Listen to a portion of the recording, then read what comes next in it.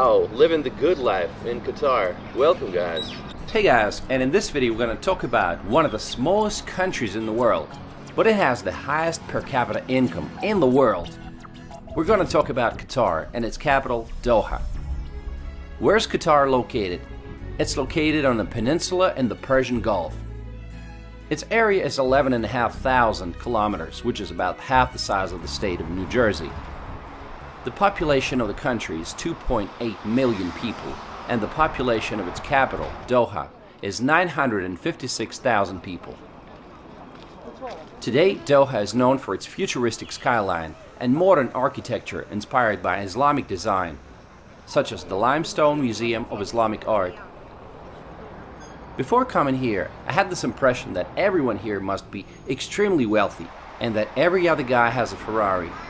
Well, of course, there's no shortage of luxury cars in the streets, as well as villas and yachts, but not to the extent that I was expecting. In fact, after 2 days, I only saw one Ferrari. Hi. Oh, hi! Welcome to Qatar! Thank you very much. Okay, goodbye. The locals here make up about 15% of the population, while the remaining 85 are foreign workers. The population is growing rapidly. High salaries in the oil, tourism, and construction industries are attracting a lot of foreigners. First, let's point out some cultural aspects. Qatar's legal system is a mixture of civil law and Sharia law. For example, adultery is punishable by 100 lashes. Wow, that must hurt.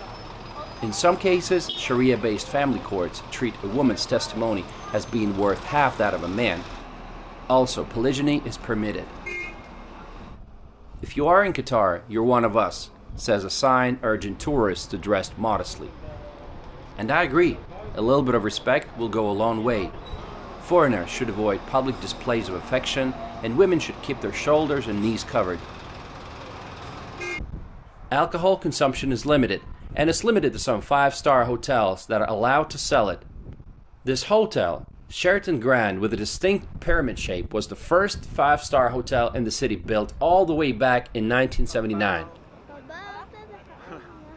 Today, the business district of Doha, the West Bay area, looks futuristic, and it's best seen from Corniche Promenade. This spectacular promenade stretches for 7 kilometers along the crescent-shaped bay. You can take a boat ride in the traditional dough boat. Should be fun. But surprisingly, the streets feel so empty. Why is that? I think it's because the city was designed for motorists. You either drive here or you use a taxi. Pedestrians are clearly not the biggest priority. To cross the road sometimes you have to wait for like 5 minutes for the traffic light to change. It's kind of frustrating.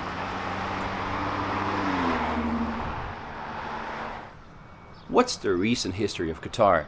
In the 19th and early 20th centuries, Qatar was part of the Ottoman Empire. Later it was under the protectorate of Great Britain until it claimed its independence in 1971. Some 50 years ago, the main industries were fishing and pearl hunting. There is even a large oyster and pearl statue on the south end of the Corniche. But all of that changed once they discovered oil. Today, oil and gas industries account for 55% of the country's GDP. Qatar is lucky to have 1.5% of the world's proven oil reserves and 13% of the world's natural gas reserves. It's also the world's largest exporter of liquefied natural gas. Gas at the pump station is affordable. It's even cheaper than in the UAE. 45 cents per liter or $1.6 a gallon.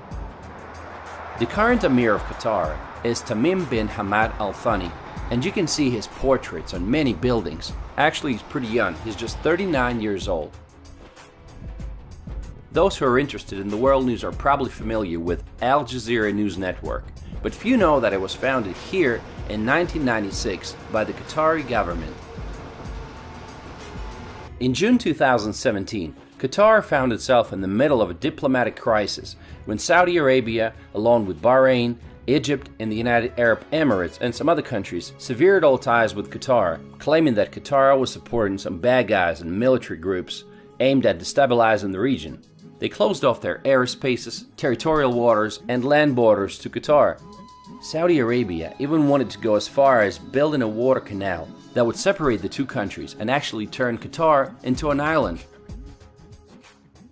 Qatar denies all of those claims. It's politics, so it's gotta be controversial, so I'm not taking sides. Meanwhile, Qatar is in full swing preparing to host the greatest football event in the world, World Cup 2022. It's a huge responsibility. This will be the first World Cup ever to be held in the Arab world. Matches will be held at 8 stadiums. 7 of them are being built from scratch. But what about the alcohol restrictions, you might ask? What are the football fans going to do without beer? At the time of the championship, the sale and consumption of alcohol will be legalized, but mostly limited to fan zones. Because Doha has a hot desert climate and temperatures in the summertime can easily reach 50 Celsius. For the first time in history, the World Cup will be held in November and December. This in front of you is a giant statue of Ori, the oryx that was the mascot for the 15th Asian Games, which took place in Doha back in 2006. The stadiums will be connected by the metro, which was specifically built for the World Cup. The metro was opened in May 2019 and it's fully automated. For now it has 3 lines and 37 stations, but eventually Doha Metro will have 4 lines and around 100 stations for the entire network. We're in Qatar and we're trying to use the subway. Let's see if we can do it. I have 3 adults with me, so we got, okay, now I gotta pay. Alright, they told me it's possible to pay with a card. I'll see if I can do that. For $1 US you get 3.6 local currency. Okay, take your travel cards. Great, beautiful. I got my cards.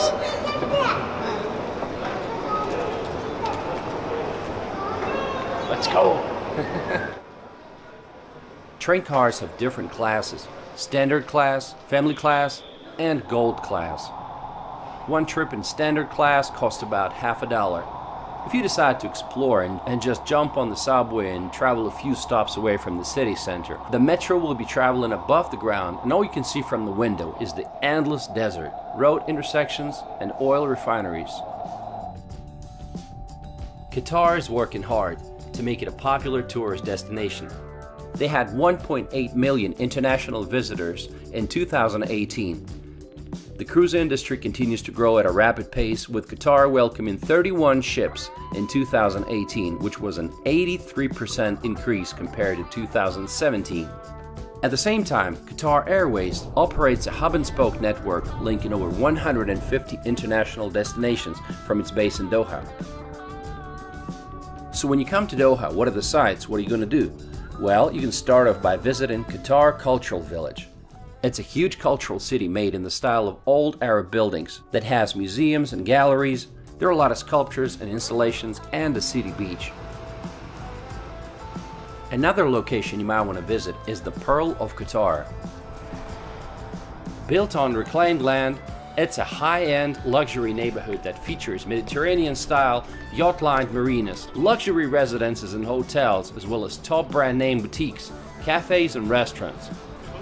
Walk around the promenade and you'll see rows of yachts moored on the pristine water. You can also take a water taxi across the Porto Arabia Marina. I found it a bit strange again that there weren't too many people there, so it felt like being on a film set.